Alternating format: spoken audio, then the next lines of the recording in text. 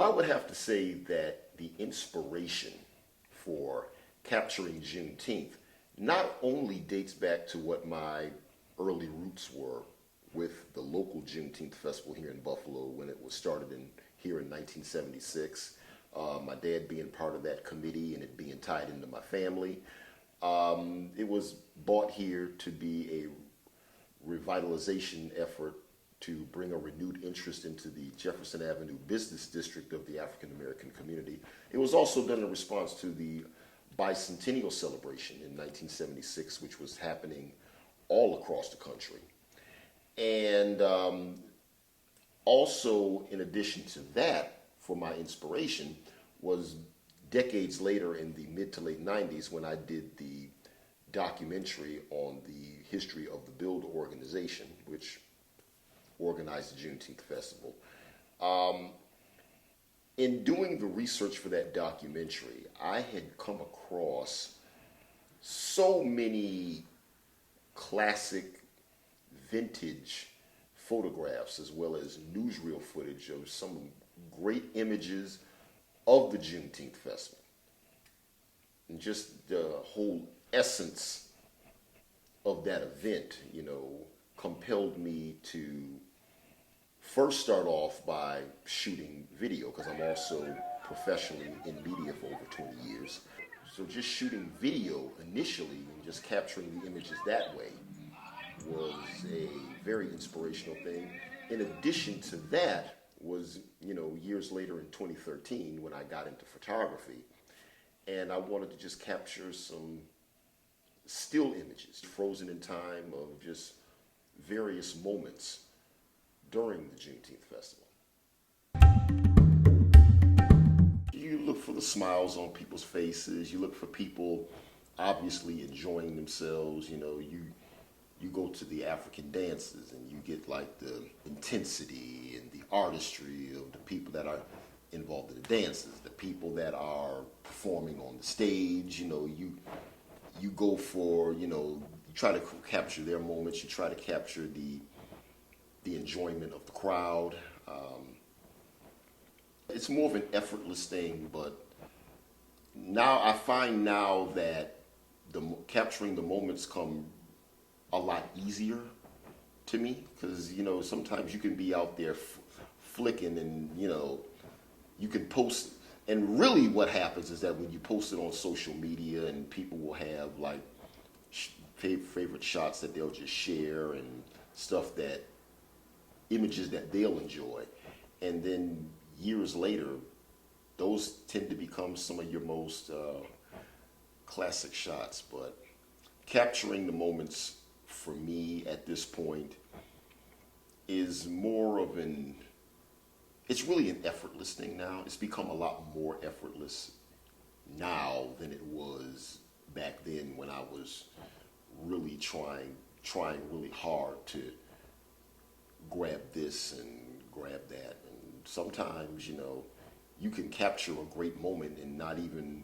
there have been many instances where I've captured some really great moments during the festival and didn't even realize I did it until I either look at how the picture came out, or somebody else, other individuals will like or comment on something on social media or Facebook or Instagram or something, and by the people themselves will kind of make that determination whether that was a real classic or classic shot that you took. First of all, when you're doing this, the Juneteenth parade is very, very fast-paced. Very fast-paced. You might not realize it just standing out there on the side being a spectator, but when you're walking up and down Genesee Street and into the park, it is a very fast pace. It is very intense.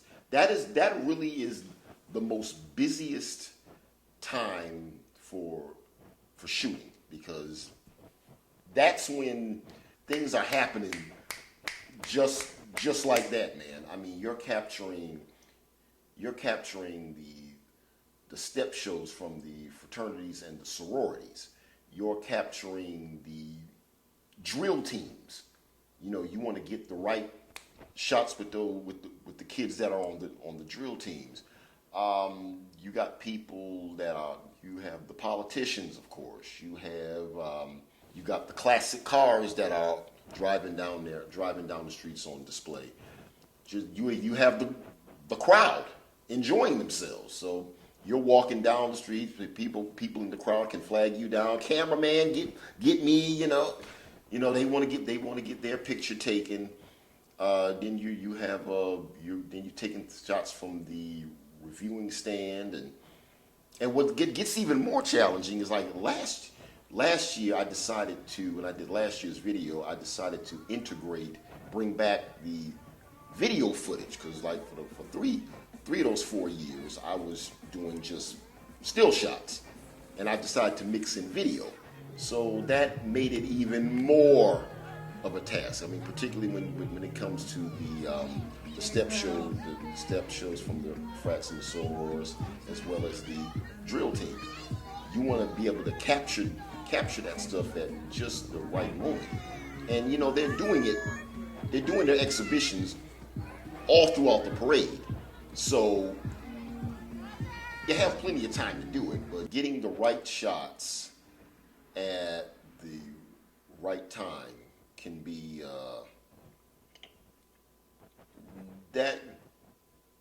it can be a task and a half. That's probably that. Well, I won't even say probably. Hell, it ain't probably. Hell, it is. It is the hardest part of shooting that festival, because that's when you really have to be on point and camera ready at all times. At all times, because you never know what you're gonna get. If you ain't careful, you might end up missing something. And yes, I have missed some stuff, much to my frustrations at times. But I mean, that sometimes that's the nature of the beast. But it can be arduous, but it's also a lot of fun, and it's definitely something that I look forward to every single year. The Sankofa days, I would say, are the easiest, because the Sankofa days are what kind of prepares me for the upcoming festival. The Sankofa days, for those that don't know, are the 7 days leading up to the Juneteenth Festival. That was started kind of like the same way they did that the same way they do Kwanzaa. The Kwanzaa committee does Kwanzaa. You have the 7 days of Kwanzaa, but the 7 days leading up to the actual Juneteenth Festival. And they're various events, and that allows me with my camera to kind of get my practice in a little bit, kind of sharpen my skills. I mean, you do this craft, you're always learning. You're always looking for ways to sharpen your skills, and it's a lot of different events, and so you're capturing moments from the various events. They have things like poetry readings, there's musical events, African dance events, African consciousness workshops that take place. Sometimes even, community meetings focusing on many different topics. So that for me is my practice time. One of their annual Sankofa Days events is when at my radio station WUFO, Ross Jomo and Ross Moata of Project Access, the Africa radio show, they always have like their little makeshift block party that's like outside of the studio. We call it kind of like between the rock and the hard place, between the Colored Musicians Club and the station itself, which is situated now in the Michigan Avenue Heritage Corridor, which is a wonderful place in the city of Buffalo downtown.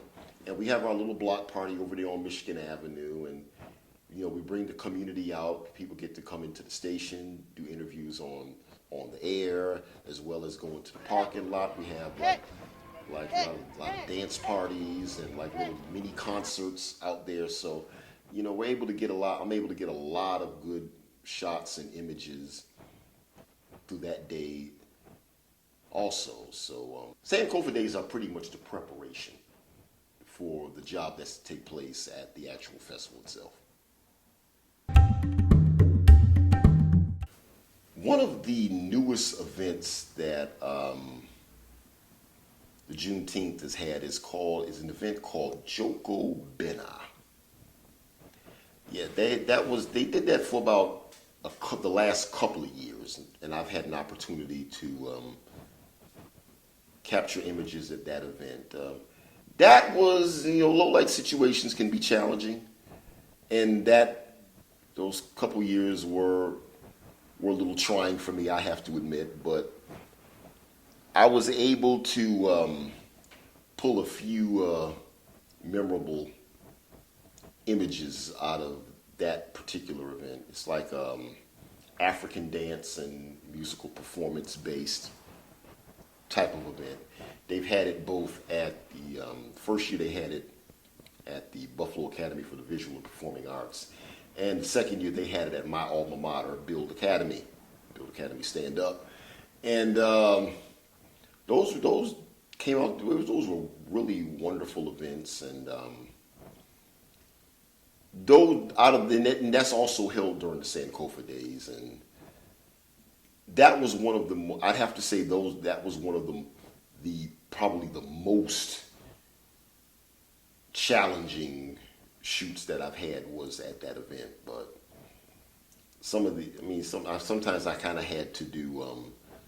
I went from color to black and white. I remember, and I think I actually preferred my black and white images to my color images personally. The Ma'afa Memorial Service is that's a more solemn occasion. That's a commemoration of those those of our ancestors that died during slavery, and the commemoration of our ancestors that were able to escape slavery through the Underground Railroad. So that one is probably, well, and I won't say probably, that's one of the more solemn and emotionally driven events. You know, you have the drumming, you have the drum call, you have the libation ceremony, you have the call to the ancestors. In 2015, we were at the waterfront, and the last year's event, which is a little bit more unique, we had it at Broderick Park, which is one of the Underground Railroad sites right here in our city. And one of the most memorable moments out of that entire ceremony was while I was out there taking pictures, I just happened to look to the sky, and one of the clouds, and I kid you not about this, one of the clouds was literally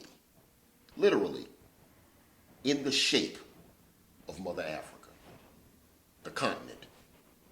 It was amazing, truly amazing. And it was just one of those things, you know, we talk about capturing moments. That was truly a moment of last year's festival, hands down. Hands down. As a matter of fact, when I did the 2016 video, you might remember that I both opened the video with that image, as well as I closed the video with that image. So that's among the more solemn occasions of the festival, and that's kind of how that's actually the actual ending event of the Juneteenth Festival itself. It starts off with the Sankofa days and the raising of the red, black, and green flag in front of City Hall downtown, and then we go from there to the Ma'afa memorial ceremony. And yeah, that was actually one of that from last year. That was definitely one of my favorite moments to have captured. How did I know that was going to come up? How did I know that question was going to come up? The initial intent of that, seriously, was I was just getting into photography and, trying out different cameras. And at the time, I wanted to see, like, admittedly, which camera could get the best shot initially. But after a while, it kind of was a case where I said earlier where the Juneteenth parade is very, very fast paced and you have to be like really, really quick with your shots. You know what I'm saying? So sometimes when you're flicking, you're catching flicks, whether you have it on single mode or continuous mode, sometimes it can stop. And then it's like, you're frozen, right? You don't know what, if you have one camera, you're kind of screwed. But so when that happens with me, when one does that, I quickly grab the other one. But also, and really mostly, it's a lens thing. On one camera I may have a macro telephoto lens, and then on another one I might have like a wide angle, or the other one I might have just a regular angle lens that basically comes with.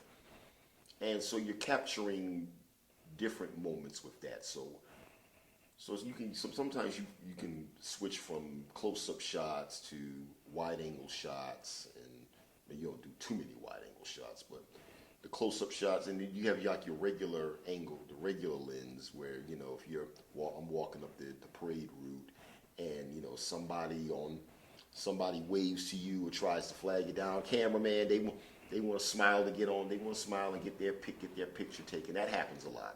So you can use that camera to just quickly snap that shot of the person, then get right back into the parade and get all the action that's going on in the parade. So everything serves a purpose.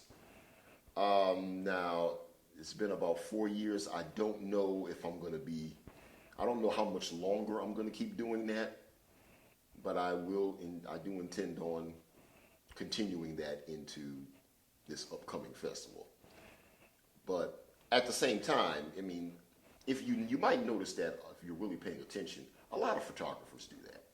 You may see different photographers. They might work for the news or a different AP outlet or something like, or Associated Press or something, and they may have like more than one camera to capture different, whether it's different lenses on them or what have you. So that it's not really an uncommon thing amongst photographers. So in any given event, you're liable to see something like that.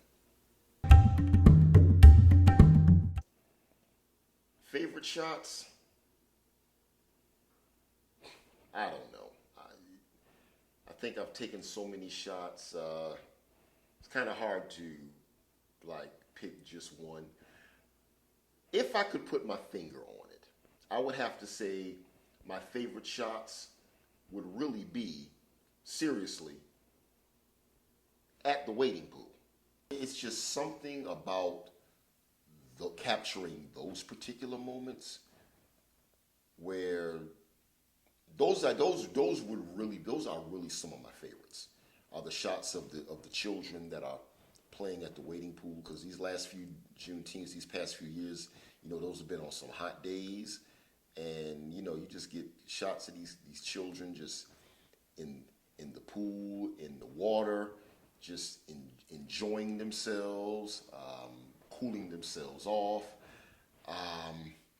I got some really. I remember getting some great shots in 2013.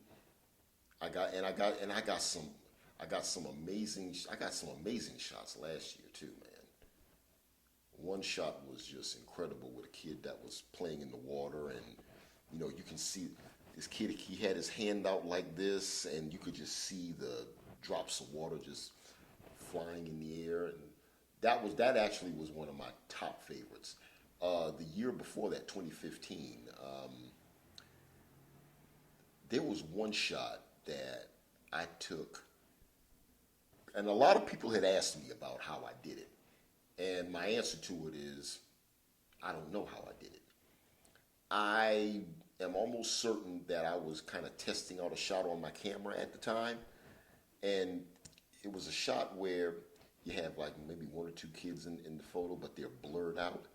And you see the drops of, when the water sprouts up out of the ground, you could see the water is in focus, is focused and in full detail, but you can see the kids that are kind of blurred out in the background.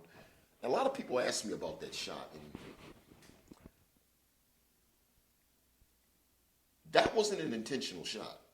That was one of those shots where I think I was testing out the camera to try testing out a setting on it, and I happened to just get it, and I didn't really see it until I came home later that night and reviewed it on the computer.